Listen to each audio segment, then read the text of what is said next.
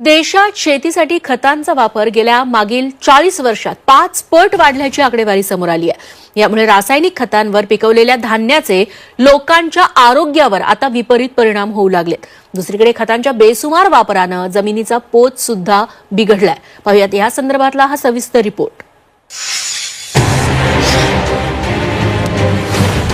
रासायनिक खतांच्या वापरानं शेती नासली।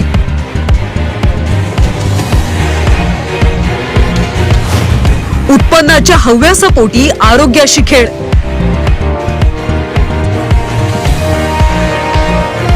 खतांचा भडीमार, कॅन्सरला निमंत्रण। शेती आणि रासायनिक खत हे जणू समीकरणच झालंय। शेताचा नैसर्गिक पोत सुधारण्याऐवजी थेट रासायनिक खत मारून भरमसाठ पीक घेण्याची पद्धत रूढ झाली।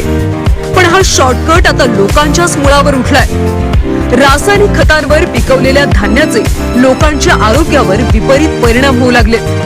दुसरीकडे खतांच्या बेसुमार वापरानं जमिनीचा पोत बिघडलाय। भारतात गेल्या 40 वर्षात खतांचा वापर 5 पटीने वाढलाय।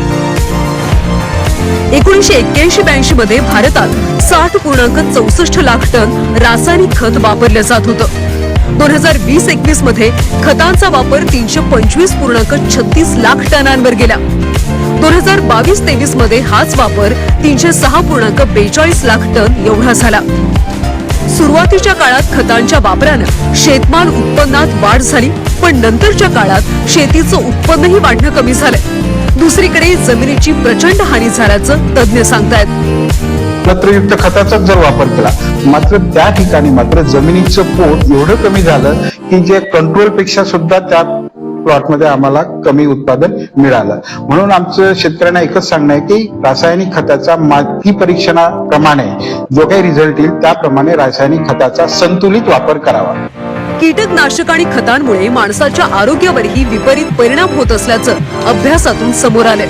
खतांमध्ये असलेल्या सल्फरमुळे अनेक आजारांना सामोरं जावं लागतंय, तर कीटकनाशकांच्या अतिवापरामुळे कॅन्सर, वंध्यत्वासारखे आजार जडत असल्याचं सांगितलं जात आहे।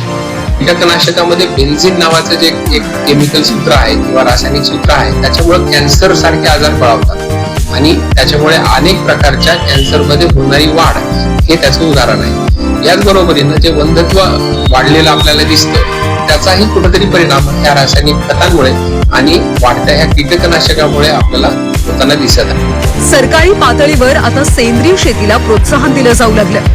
सेंद्रिय शेतीमुळे सुरुवातीला अपेक्षित उत्पादन मिळत नसलं तरी जे पिकतं ते विषमुक्त असतं। त्यामुळे रासायनिक खत मुक्त शेतीच्या मोहिमेला लोक चळवळीचं स्वरूप देण्याची मागणी होऊ लागली आहे।